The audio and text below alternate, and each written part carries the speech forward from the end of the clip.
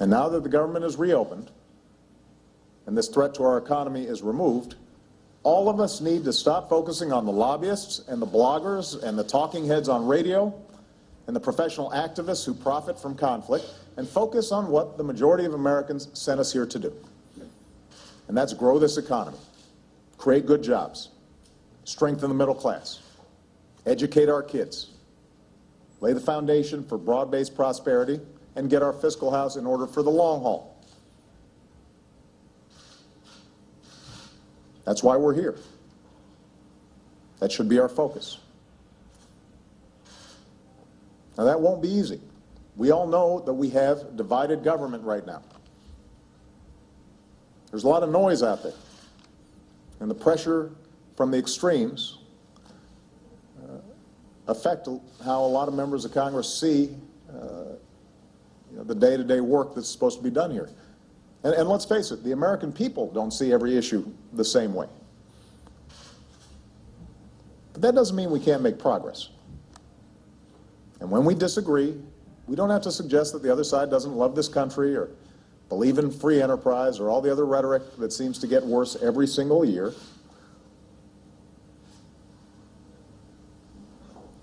If we disagree on something, we can move on and focus on the things we agree on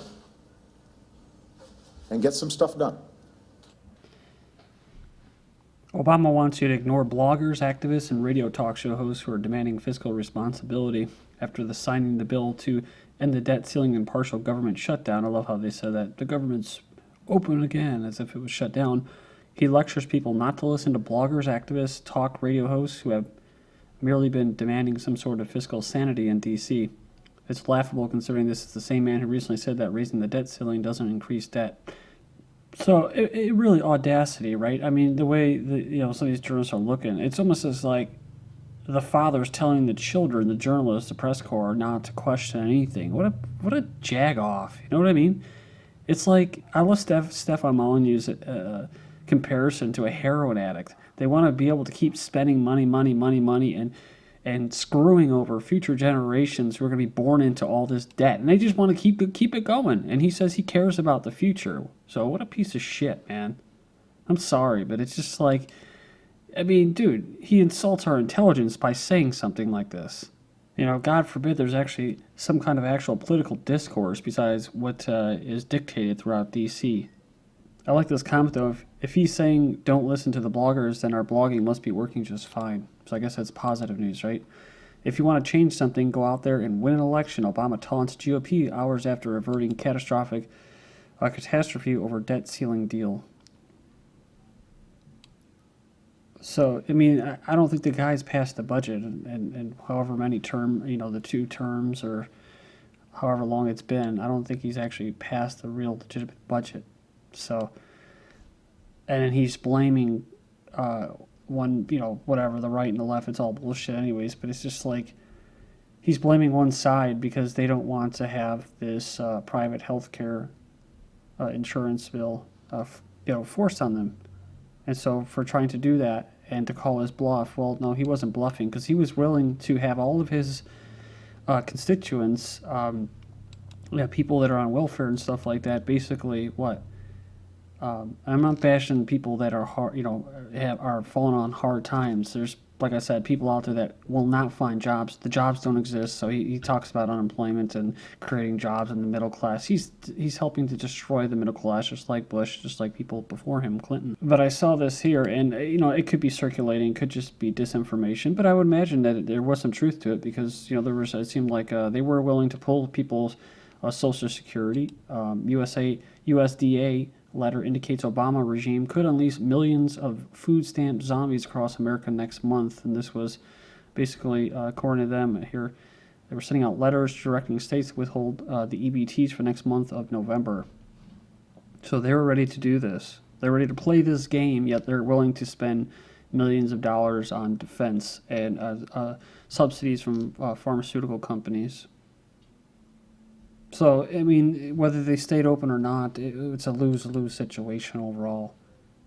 People who have, like I said, fall between the cracks, don't have any much to really stand on or fall back on, they would get screwed. And then you got people that are going to be forced on this Obamacare, right? And so that's a big loss for everybody too, for Americans. So Obama says shutdown crisis left no winner. Well, he'd be right? Nobody won except for the private health insurance companies. Well, that will now consolidate and force people to have it. So he actually said that America's political dysfunction had encouraged its enemies and dismayed its friends. So like I said, any kind of real political discourse, which I'm not sure if there was one, but maybe there was, just between whether you want a huge bureaucracy, a monopoly on private insurance companies, or if you want to get kind of screwed over on the current healthcare system of private insurance companies. Now, do you want big insurance companies, or do you want smaller insurance companies? Well, really the answer is you shouldn't want any insurance companies. I mean, nobody really wins, right? Americans overwhelmingly think U.S. heading in the wrong direction, says poll. So as long as, to me personally, as long as governments exist, and the United States government exists, and D.C. exists, then we're always going to be heading in the wrong direction, and people will always be losing. It sounds pessimistic, but I don't know. I'm not going to sugarcoat it. I don't want to tell you lies or something that it's coming around the corner, there's going to be a revolution, brother, and we're going to restore the republic, right? Ex-Navy SEAL says government provoking vets to bring on martial law. He participated in the Million Vet March last weekend on Tuesday, told Fox he thinks the government is trying to provoke veterans into a situation where martial law may be used. He says they want to discredit the military and get us to do something stupid so they can lock us down. It's like I said before, if there is some kind of revolution, it will be co-opted by the same powers that be, and they will be able to use people like that, patriots and all that, to restore the republic. And really what they'll get is they'll be able to set up a new scam, a new debt system, or they can just keep circulating people's hard-earned money through this debt-issued paper currency.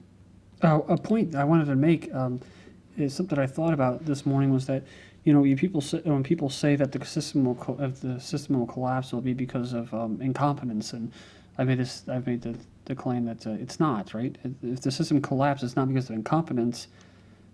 It's because that's part of the plan. If the system is up and running and continuing to run, it's not because it's competent people and it's a competent system. It's because that's part of the plan. So who knows when they're going to pull the plug, but there will be a reason for it. But whenever they do it, they will have people that will be willing to kill Americans. That's right. Apologist for assassination of Americans to be named as new Homeland Security Chief, says USDA. The key architect of the counterterrorism policies to become Homeland Chief. Obama plans to nominate former Pentagon Attorney Johnson as the next Secretary of basically Homeland Security. U.S. citizens are legitimate military targets when they take up arms with al-Qaeda top. He said U.S. citizens do not have immunity when they are at war with the United States. He says only the executive branch, not the courts, is equipped to make military battlefield targeting decisions about who qualifies as an enemy. I guess we're talking about CIA drone strikes, but DHS advisor says Tea Party has Christianist xenophobia. White identity types have problem with black president and brown Mexicans. So there you go, from Aaron Klein. He further charged some white identity privilege types have a problem with black president, I guess a mulatto president, and brown Mexicans. I guess that's instead of mestizos or white Mexicans. I don't know, whatever. Xenophobia is easier for you to understand on your own, but it generally manifests itself in anti-immigrant policies, of which Islamophobia today inside the United States is just one subcomponent for some white identity privilege types that have a problem with a black president. White identity, so I guess, because, like I said before, people don't identify with race anymore because we're all just a big happy family now. We're just the human race. So I guess that means if you racially identify with yourself, you identify with a race, that's white identity. So, I mean, if you're black, you can call yourself an African American. If you're Mexican, you can call yourself Hispanic or American or Mexican American. You can call yourself an Asian American. But if you're white, you don't call yourself a European American. You're just an American. But don't you dare ever say that America, is a white country, or was, or ever will be, or ever should be. So I guess maybe we should just pack up our bags and go away.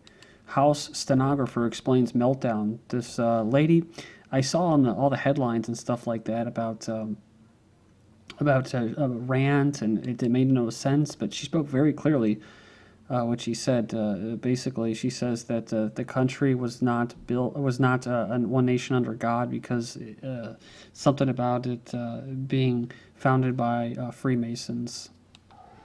But she said, "This is why I did it last night." Her husband chimed in, says he's proud of his wife. Iran botches man's hanging and plans a do-over if at first you don't succeed, right? So, and this, of course, is to demonize people that actually carry out justice against stuff. Like in the United States, they go ahead and they punish everybody, and usually there's people that don't have money. They can't go through the court system because that's what you have to have. You have to have money to get through the justice system. They call that justice. Whereas over there, if you're a banker and you got a lot of money and you screw people over, you get hung. So I guess it violates human rights. You should be able to screw people over and get away with it. That's the American way. Krokidial is not a threat. DEA refuses to recognize flesh-rotting homemade heroin as a problem for the U.S. despite reports of these cases across the country. So, doctors are shocked at the rapid spread of the U.S. amid fears of an epidemic, and they believe to be ingesting heroin. I was looking for some more pictures. I didn't see any more, but maybe we'll find some here. The sisters who are the first proof that the Russian flesh-eating cannibal drug Krokidial is in the U.S. They're from Joliet, Illinois. It's a mixture of codeine and toxic ingredients, including gasoline and lighter fluid. I saw some. I guess you can call them guys. There was a dude and he was wearing these pink pants that were painted on and whatever. I'm not going to go into it, but basically two gay guys or want to be transgenders and and they're buying like this cold and flu medicine and the cashiers were like, no, you can't do it. And he was arguing, I have a right to, I'm over 18. So apparently, I guess they said he's cut off after that because he's been going in there buying it to get high. So, and this is what happens when you make it really hard for something like a natural like pot to be out there. I mean, at least with pot. I mean, I guess you'd rather have them do more productive things at their time, but this is what happens. Like with meth, you have to come up with all this crap because they make certain ingredients harder to get. So you're making a cocktail of all this crazy shit. 10 times worse, but they have to make it harder to get things like pot or whatever, or regular heroin or regular meth because it makes it more expensive and that's more lucrative for the CIA, for the banks who launder all the money, for the government themselves. 1 million died from Afghan heroin drug production, 40 times higher since the NATO operations. Yeah, from October 9th, the United Nations is saying Afghanistan risks becoming a full-fledged narco state. Well, that's what it is, right? I mean, that's their economy, so they should be able to do that. The only problem is that it's illegal in the United States, and yet you have troops that were sitting there and guarding this, and they say to get their local economy up. But they're going to circulate it through Turkey, through Europe, and into the United States, and they're going to say, no, you can't do that. It'll be illegal, and then make even more money off the court fees. So it's a big scam, nice big business. But hey, it was mission accomplished. That's what he meant when he said that. Mission accomplished. 8th grade girls discovered high on new form of meth at Texas middle school. They were acting zombie-like in their middle school. And political law enforcement revenue collectors investigating where the drugs came from. Maybe they came from the same place LSD came from. Officials seeking source of lethal heroin mixture. And this is back in 2008. But basically it's... basically a hybrid pharmaceutical street drug coming from Mexico, probably being aided by the government, brought into the Midwest. Air Marshal has been arrested and accused of taking photos under women's skirts in Nashville. Condom booze basket gets teacher fired. She denies giving students naughty prom gift. She rented out a penthouse for 15 students. The authorities found out when they posted an Instagram of the picture of condoms and alcohol was saying, "Thank you, Mrs. D." And then you have here a principal raped boy in the school office while the parents were outside, said the cops. A woman studying to be a nun gave birth to a convent in secret and smothered the baby so that no one would hear him cry. Me personally, I think nuns, anybody that's, priests, they should be able to have children, have families, man. Should be able to have lives too. Teacher at a Catholic school is fired on her wedding day after marrying her lesbian lover of 14 years. Finishing up here, Walmart fires a man after he tries to stop an assault. Apparently he violated its nonviolent policy. Doctors postpone a stage 4 breast cancer patient's radiation treatment because it clashed with a football game. It's kind of like the dad who shot his son recently over a football game.